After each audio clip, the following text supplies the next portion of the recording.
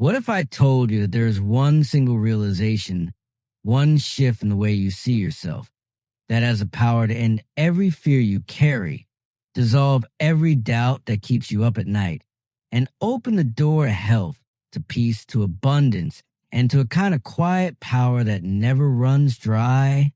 And what if that realization isn't something you have to earn or buy or travel some distant mountain to find, but something that is right now closer to you than your own breath? A little over a century ago, a philosopher and spiritual teacher sat down to answer one impossibly large question. Not, what is the meaning of life? Not, how do I find happiness?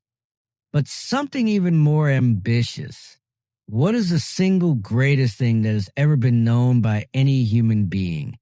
In any age, in any land, he wanted an answer so true that it could be accepted by every philosopher, every religion, every honest seeker in every century, without contradiction. He wanted something as certain as life itself. And by the end of his search, he believed he had found it. Stay with me to the end of this video, because the answer he arrived at and the way he arrived at it may quietly change the way you look at your own life before this hour is through. Let's begin. The book you're about to hear is called The Greatest Thing Ever Known, written in 1898 by Ralph Waldo Trine. Trine was one of the most beloved voices of what came to be called the New Thought movement, a wave of spiritual writing that swept through America and England at the turn of the 20th century.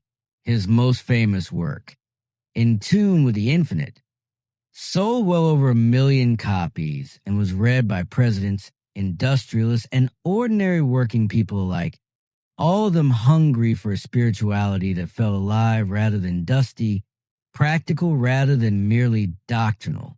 This short but powerful little book was written in that same spirit. Trine doesn't want you to simply believe something on his authority. He builds his case the way a philosopher would, starting from reason alone, and only afterward does he bring in the towering figures of Jesus of Nazareth and the German philosopher Johann Gottlieb Fichte, not as authorities to be obeyed, but as witnesses whose own lives and words confirm, independently, the very thing Trine had already found through pure thought. So settle in.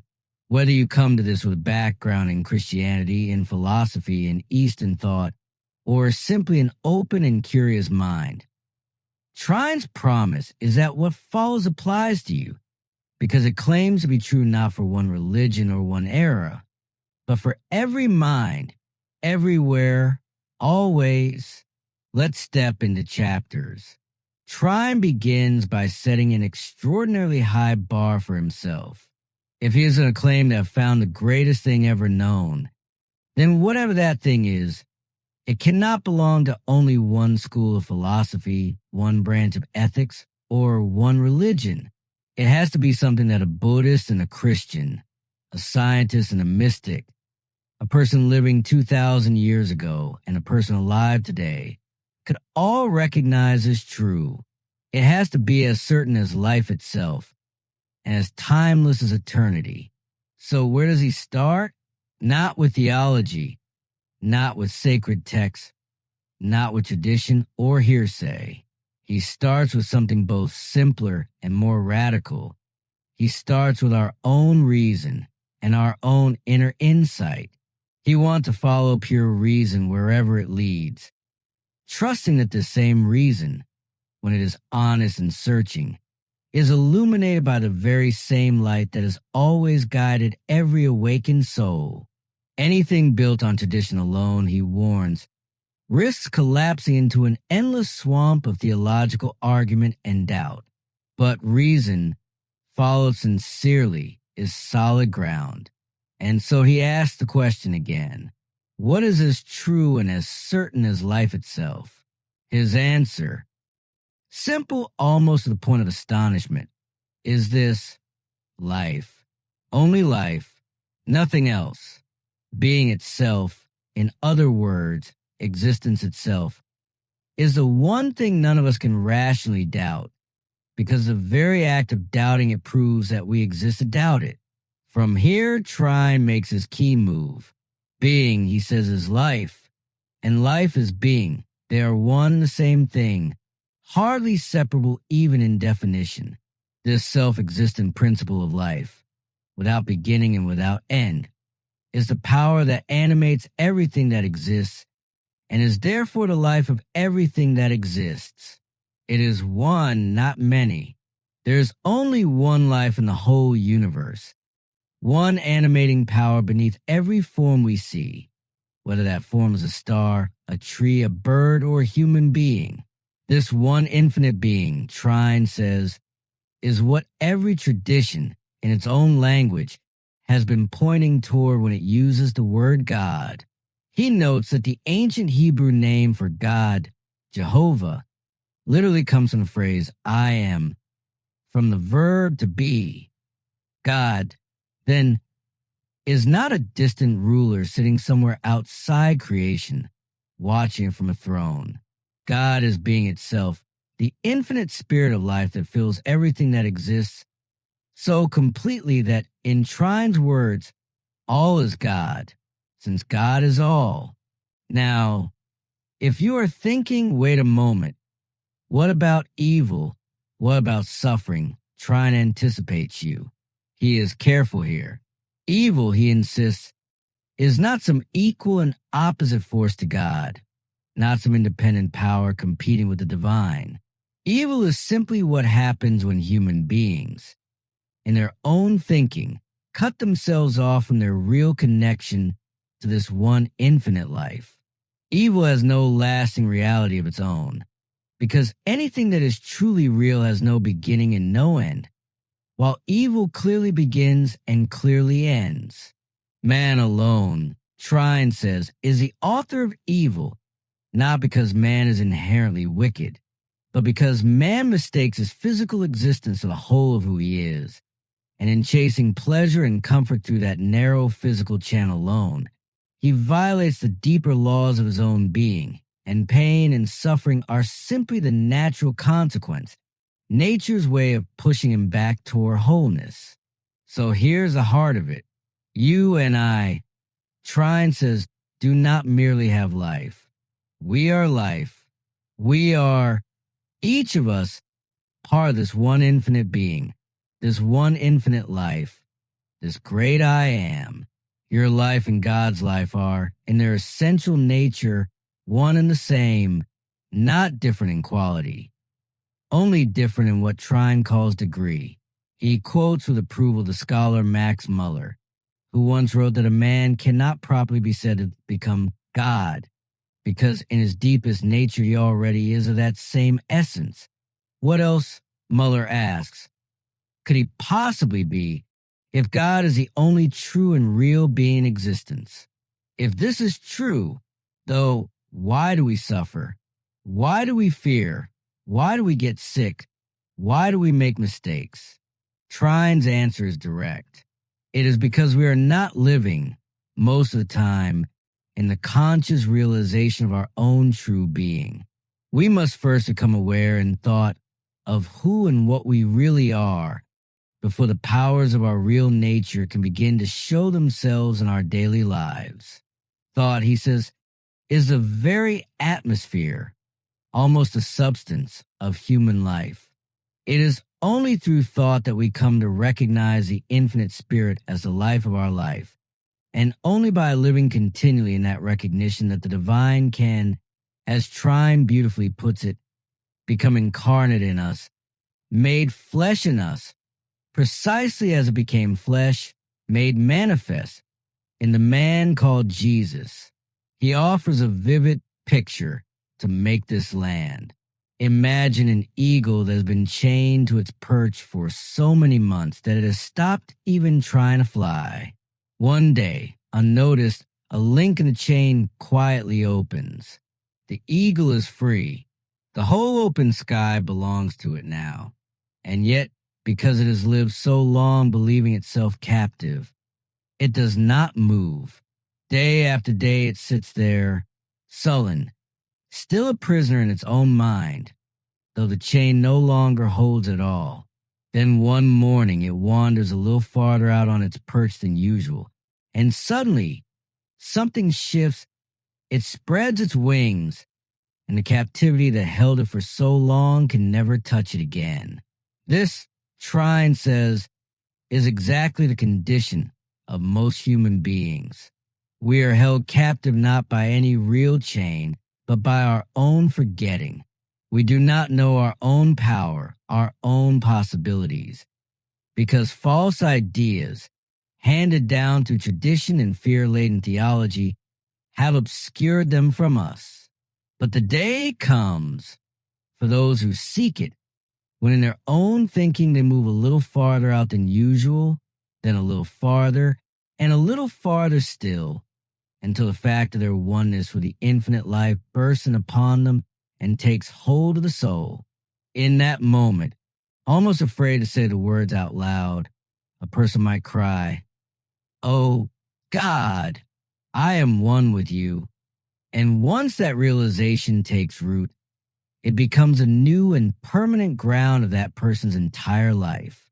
Trine reads this as a true meaning behind an old biblical phrase. First the natural man, and then the spiritual, or as he also puts it, the first man is of the earth and earthy, but the second man is the Lord from heaven. This is not two different souls. It is the same soul, waking up the old life, lived only through the physical senses and cut off from this deeper awareness, deserves, Trine says bluntly, only the name of death. Only the person who lives in the conscious realization of oneness with the one true life can really be said to have been born into life at all. He closes this opening chapter by rejecting, quite forcefully, the old doctrine of the fall of man as it was traditionally taught, the idea of humanity as a poor worm, a miserable sinner condemned from birth.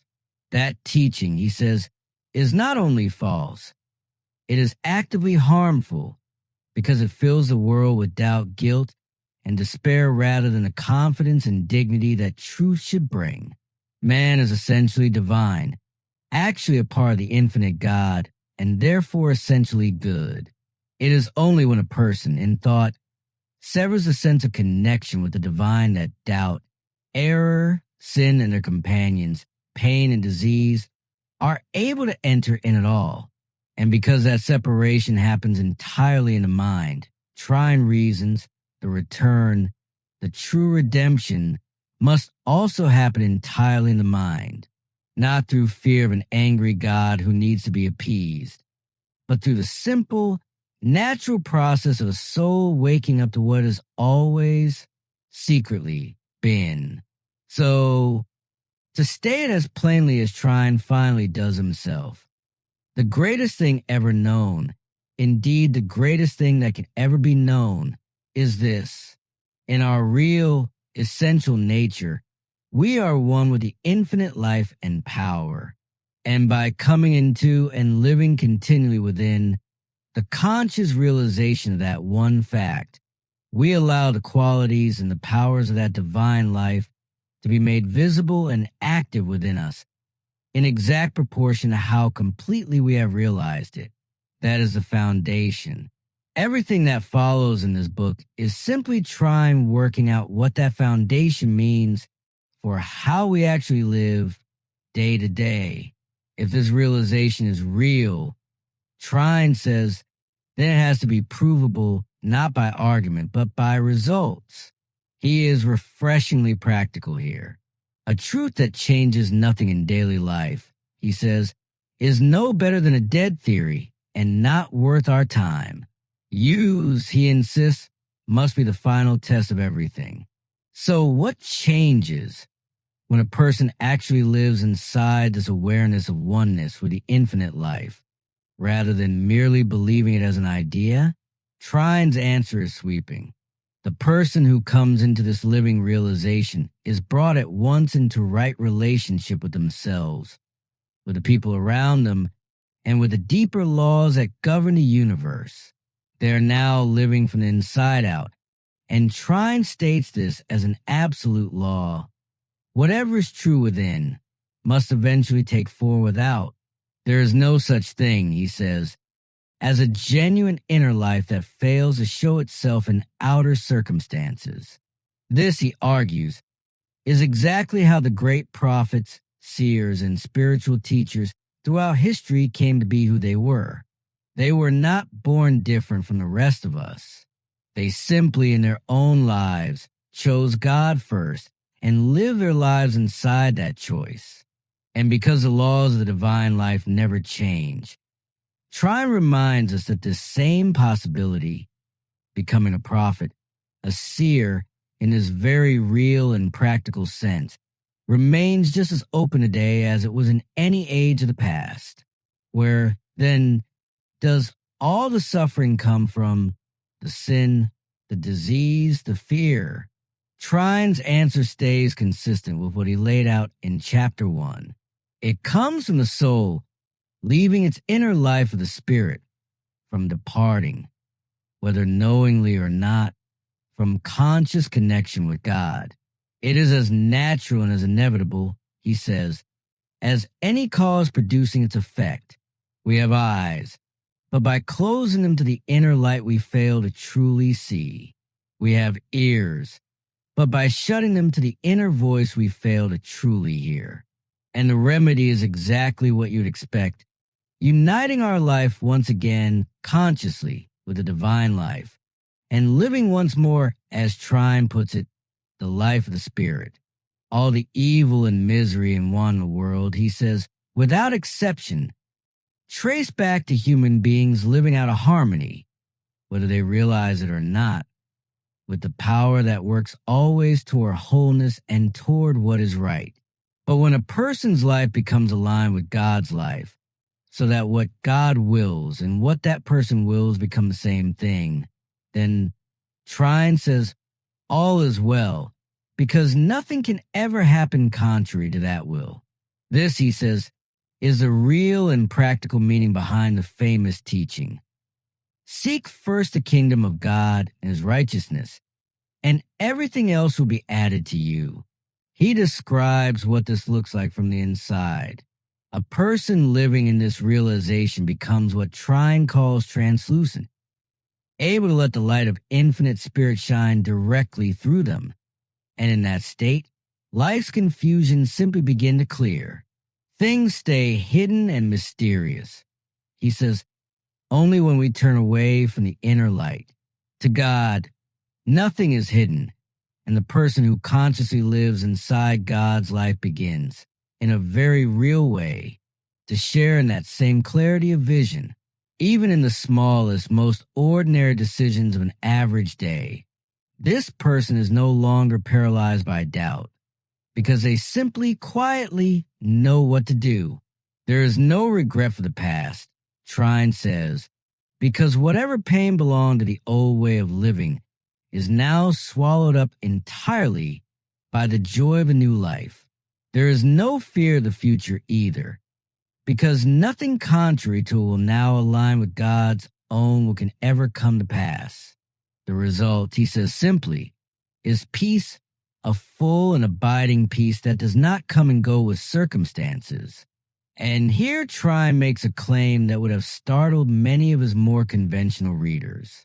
This same inner transformation, he argues, extends even into the health of the physical body.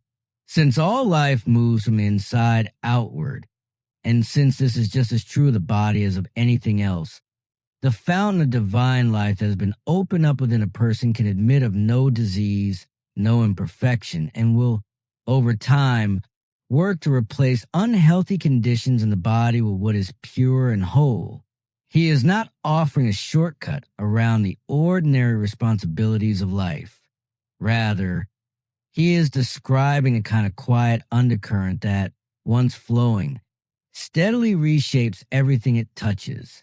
Material needs, too, fall into a different light.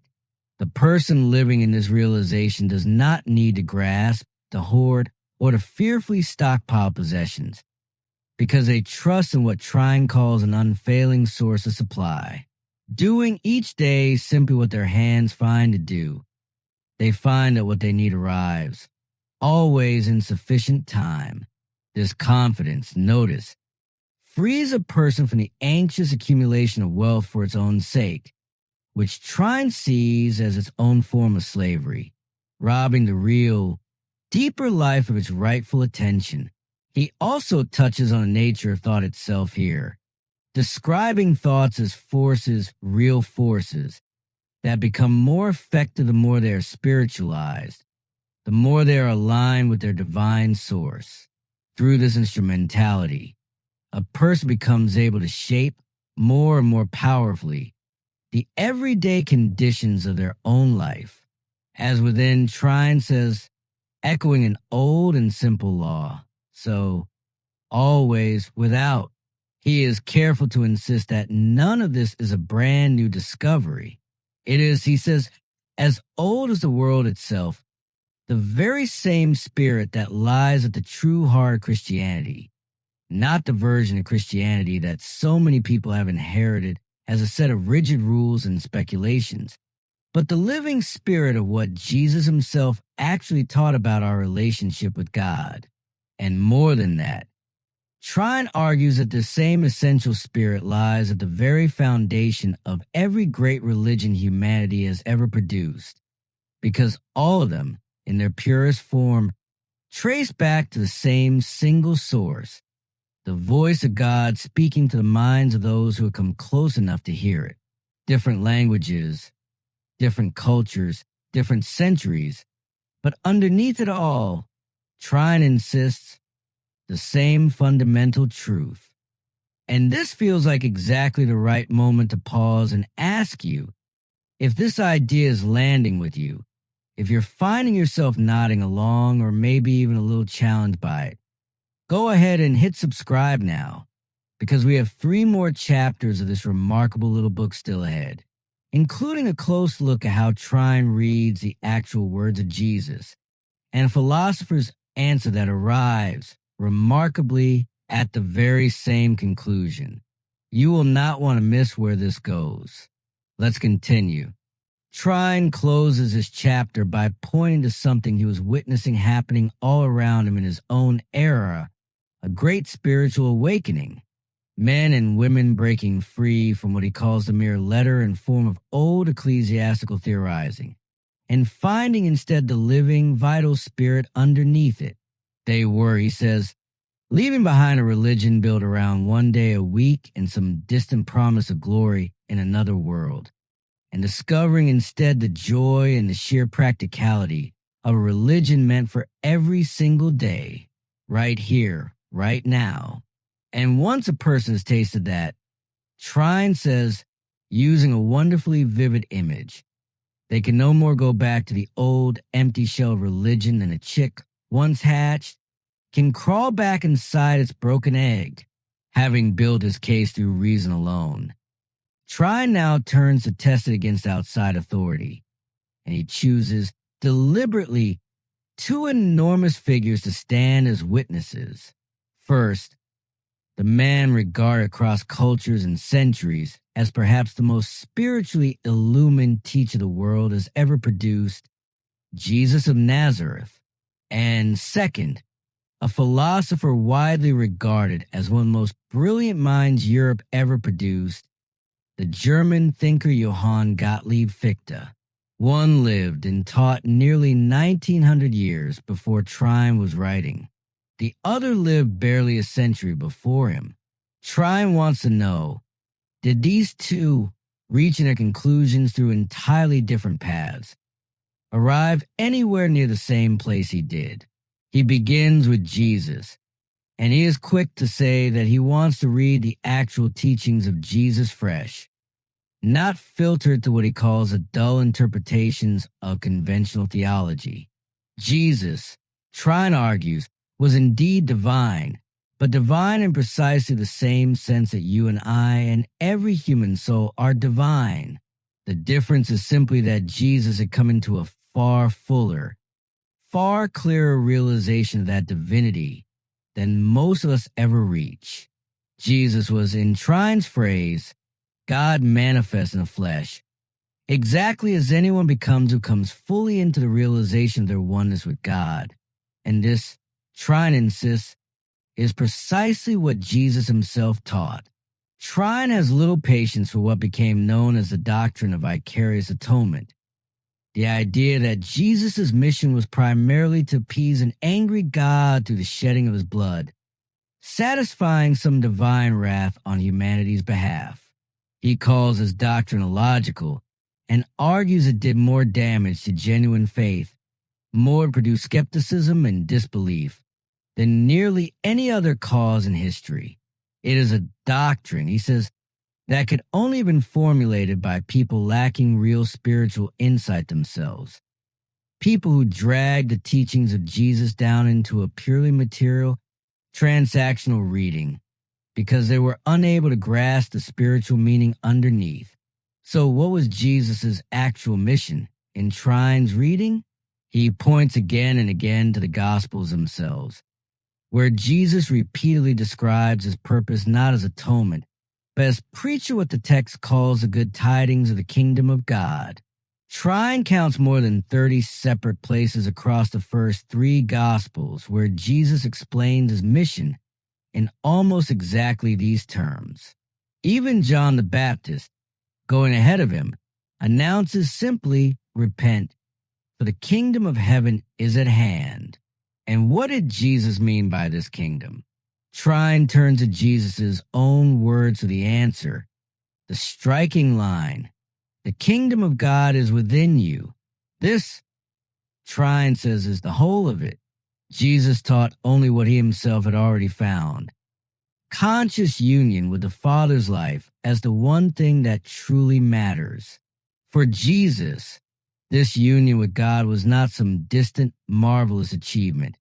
It was simply natural, the only life he had ever known, which is exactly why he could say, without hesitation, that he and the Father were one. This knowledge, Trine notes, did not come to Jesus through study or through some outside communication. It came from within, from his own interior consciousness, almost as though he were born with an unusually powerful gift for perceiving spiritual reality, in much the way some people are born with a gift for music or mathematics. And because that gift was so complete in him, Trine says Jesus became able to be, in the deepest sense, what the world calls Emmanuel, God with us. Trine then works carefully through a passage many readers have found puzzling, the moment in the Gospel of John where Jesus tells his followers that no one comes to the Father except through him.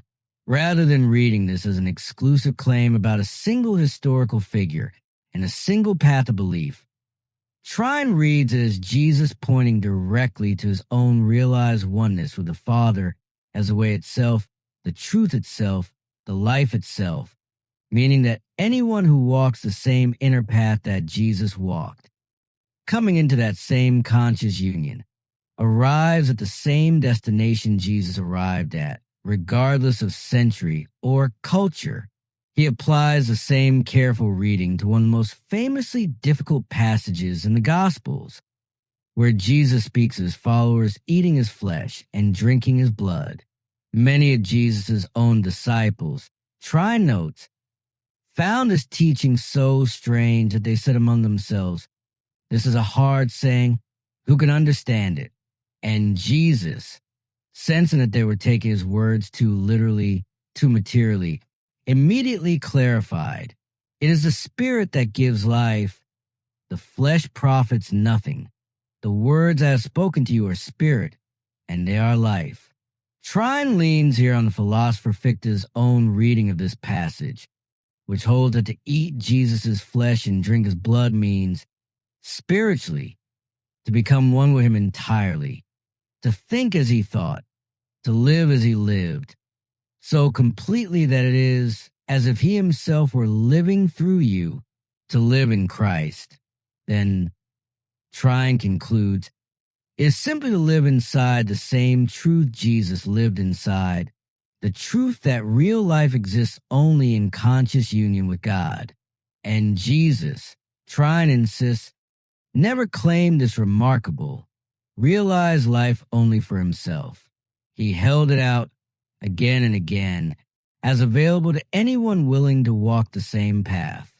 Trine also takes on the institution of the church itself here, noting with evident frustration that Jesus mentions the word church only once or twice across all four Gospels, almost always in passing, while the phrase the kingdom of God appears more than 30 times in just the first three Gospels alone.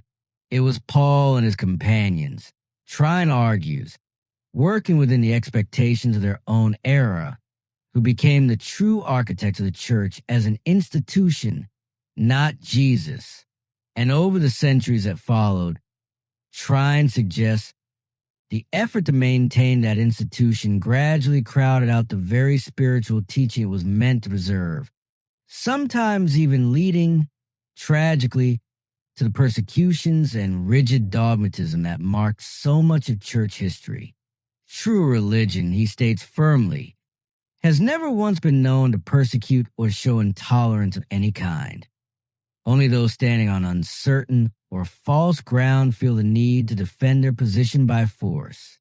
What the world needs, and what Trine sees people quietly seeking out for themselves in growing numbers during his own lifetime, is not more elaborate doctrine about the details of Jesus' birth or the mechanics of atonement, but simply the same living, life-giving truth that Jesus himself actually lived and taught.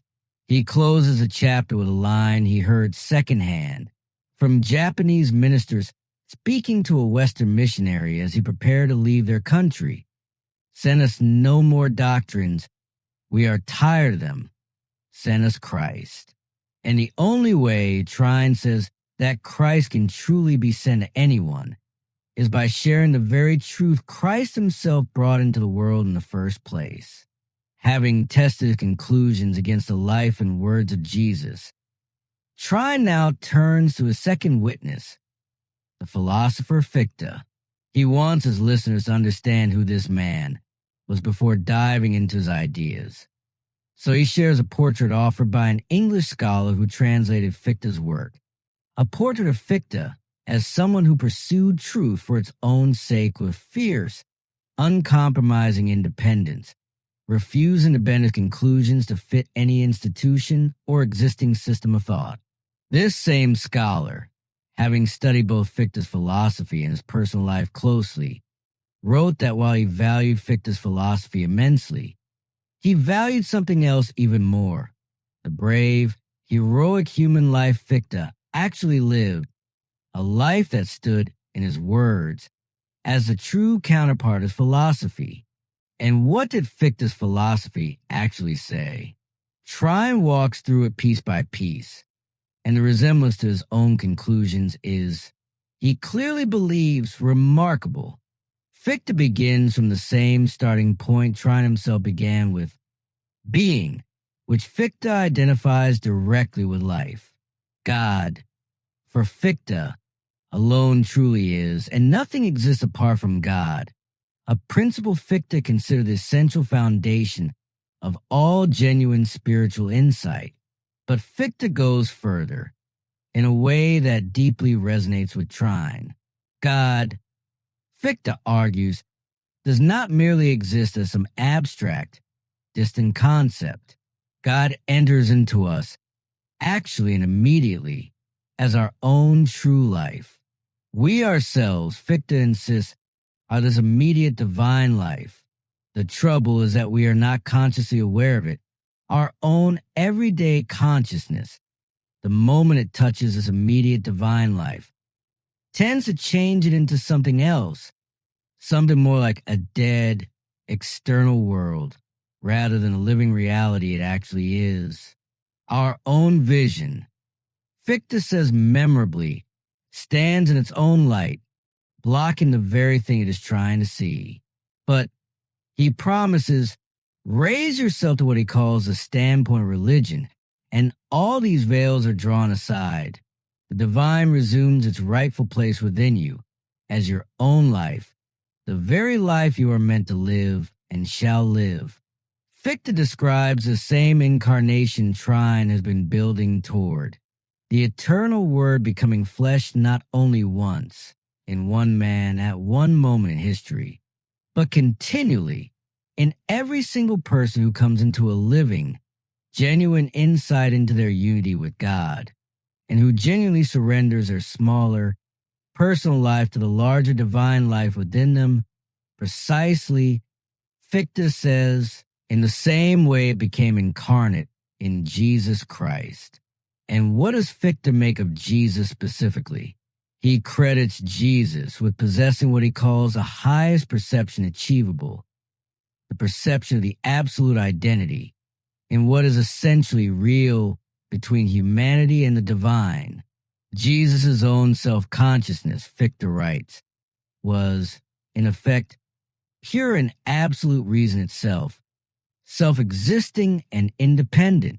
And reading closely through the Gospel of John, Fichte notices the very same pattern Trine had already identified, that Jesus consistently, insistently, refuses any separation between himself and the Father, rebuking those who try to draw such a line, always assuming instead that to see him is to see the Father, that to hear him is to hear the Father. To Fichte's reading, Jesus was not simply a man who happened to be God. There was, in the deepest sense, no independent Jesus at all apart from this. Rather, God was Jesus, manifesting as Jesus. Fichte insists, and Trine clearly delights in quoting this, that this insight, this understanding of the absolute unity between human existence and the divine, is the single most profound knowledge a human being can ever attain. And remarkably, Fichte suggests that before Jesus, this knowledge had essentially nowhere existed in the world, and that in the time since, it has once again become nearly lost, buried, at least within ordinary secular thought and writing. Here Fichte offers something Trine finds especially valuable, a clear statement that merely knowing about this truth historically, as a fact about the past, does us no real good at all. What matters, Fichte insists, is the living possession of the truth, not dry, dead, historical knowledge of it, only what he calls a metaphysical, meaning the actually lived, inwardly realized truth, can give a person genuine blessedness. Historical knowledge alone can only give understanding, a very different and much lesser thing. If someone is truly united with God, Fichte argues, it hardly matters by which particular path they arrive there, and it would be a strange waste of energy to spend one's life simply repeating and rehearsing the historical journey, rather than actually living inside the destination.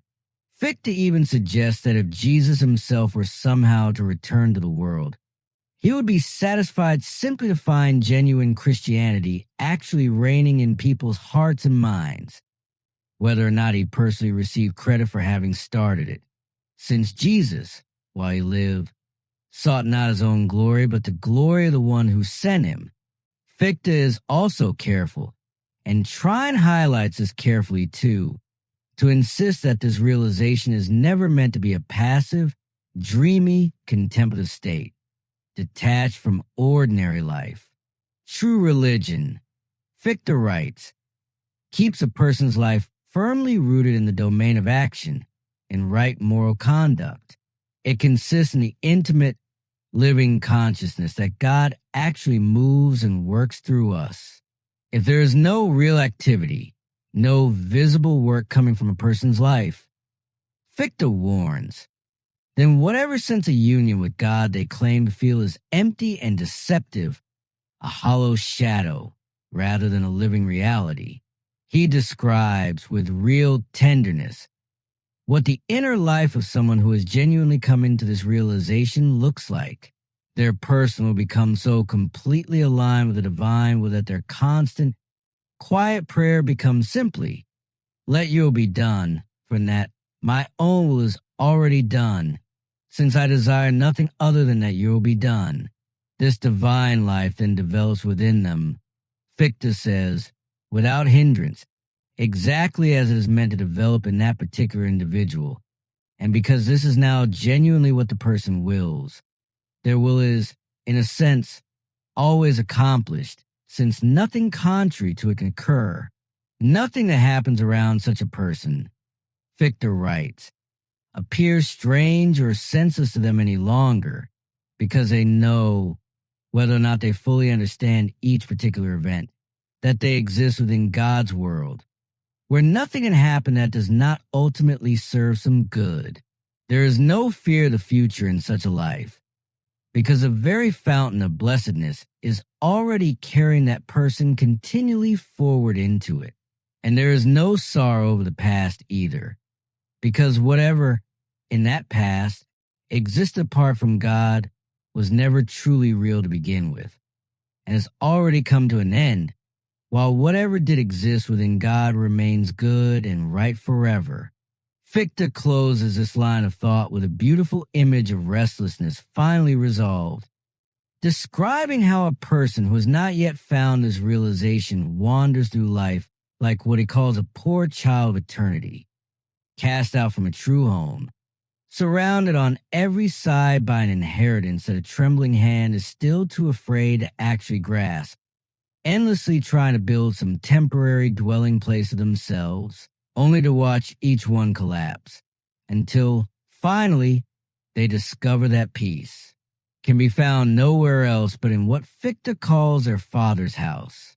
And finally, Fichte addresses doubt itself. The truly religious person in his account becomes forever secured against doubt and uncertainty, because the innermost root there will now flows directly, without possibility of error, from the divine itself, and for that inward guidance. They possess what Fichte calls an infallible perception. They know, moment by moment, and even across all eternity, what they will and ought to will, because the very fountain of divine love that is open within them can never again run dry.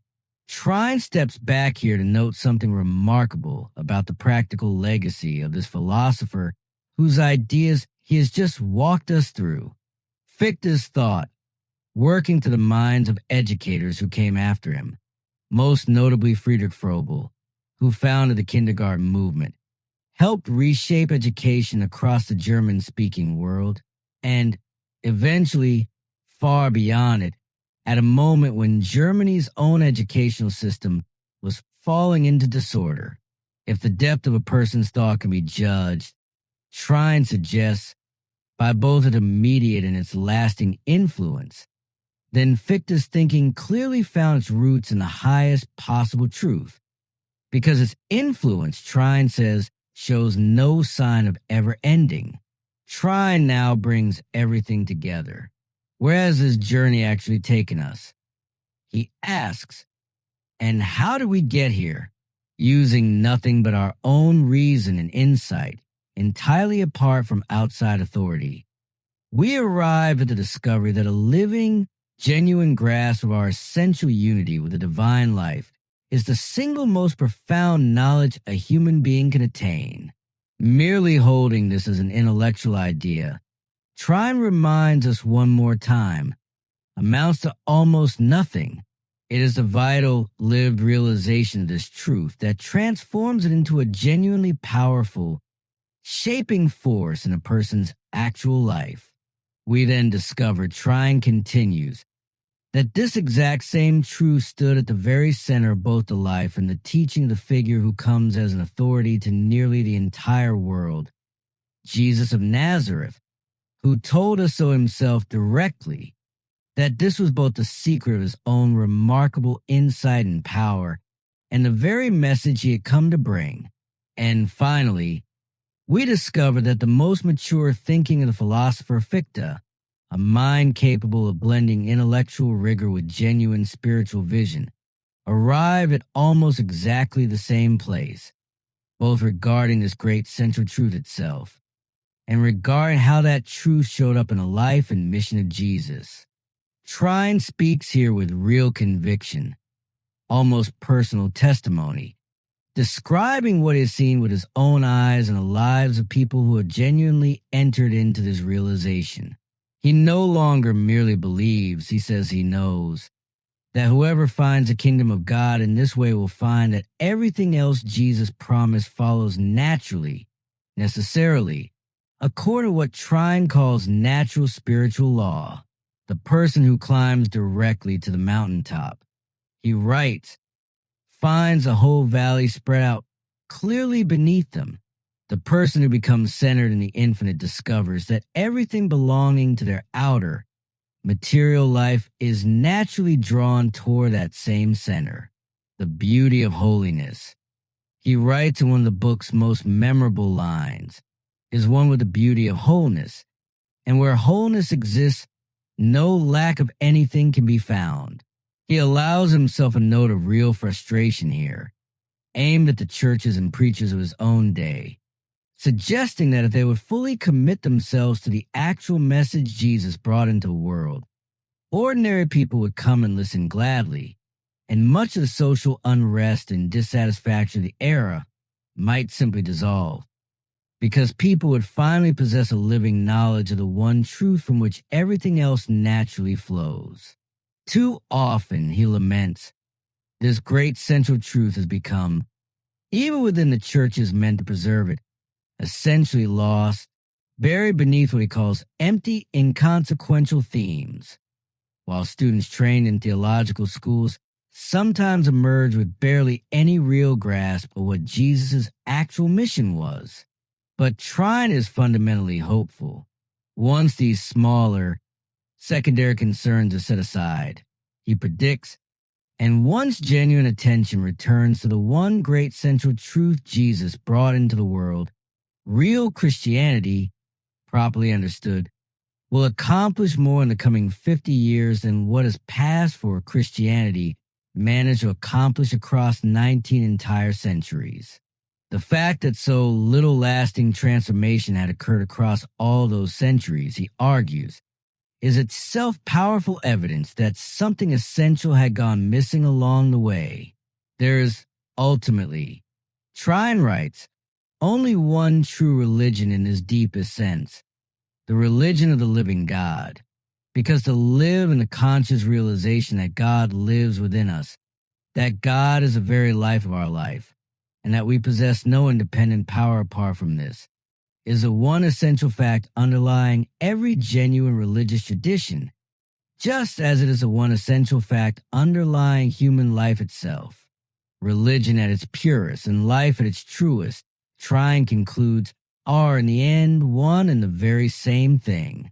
And here, at the very close of the book, Trine offers something wonderfully down to earth, a simple, practical method for actually living inside everything we have just walked through together. He is almost apologetic about how simple it is, noting that its very simplicity is likely why so many people, searching for something that feels more elaborate or more powerful, walk right past it. The method is this. Wherever you happen to be, whatever you happen to be doing, whether walking down a street or through an open field, whether working, falling asleep, waking up, starting some new task, or standing uncertain about which way to turn, carry with you this one thought. It is the Father that works in me. My Father works, and I work. This, Trine reminds us, was the very thought Jesus himself carried continually, the thought that flowed out of his own complete realization of oneness with God's life. And Trine offers it freely, encouraging each person to shape their own version of it, using whatever word feels most natural and most precious to them in place of the word Father, so long as the underlying meaning stays the same. It is a spirit of infinite life and power, working in and through everything that is working in me, and I act as I am guided and empowered by that same spirit. By carrying this thought with us, Trine says, by holding it in mind consciously, even repeating it in so many words at first, we gradually open ourselves to this infinite power, always ready, always waiting to work through us, if only we place ourselves in the right position to let it. Over time, what begins as a deliberate, conscious effort becomes habitual and eventually almost effortless until we find ourselves living inside this awareness nearly all the time without needing to strain toward it all. In this quiet, patient way, God becomes, in Trine's words, not an abstract idea, but a living presence, a guiding, animating power, genuinely active within our daily lives. With Jesus, Trine says, we come to realize of myself I can do nothing. It is the Father within me who does the work. In ourselves alone, we are and can do nothing much at all. But in God, we can do all things. And we can never truly step into that condition. Trine says, until through exactly this kind of steady, patient realization, God becomes a conscious, living reality within our own lives, not someday, not after we die, but here and now. So, what is the greatest thing ever known? After walking through reason alone, after testing that reason against the actual recorded words of Jesus of Nazareth, and after testing it once more against the mature philosophy of one of Europe's sharpest minds, Ralph Waldo Trine arrives, again and again, at the very same single point. You are not merely a small, separate creature moving through an indifferent universe. In your deepest, truest nature, you are one with the one infinite life that animates everything that exists. And the moment you come to genuinely know this, not as a fact you have memorized, but as a truth you actually live inside, moment by moment, everything else, Trine promises, peace, health, guidance, provision, begins quietly to fall into place around that one unshakable center. It is, in the end, wonderfully simple, not a complicated theology to master, not a distant achievement reserved for saints and mystics, but a shift available to absolutely anyone, in absolutely any moment, simply by turning inward and remembering quietly that the same life moving to the stars is moving through you right now as you listen to these very words. If this book and this hour we spent together gave you something worth sitting with, worth carrying into your own day, do me a favor and hit subscribe before you go. And consider sharing this with someone in your own life who might need to hear it too. There are more of these deep, classic works of wisdom waiting here for you. Until next time, walk gently, think clearly, and remember, wherever you go, whatever you are doing, it is a Father that works in you and you work. Thank you for listening.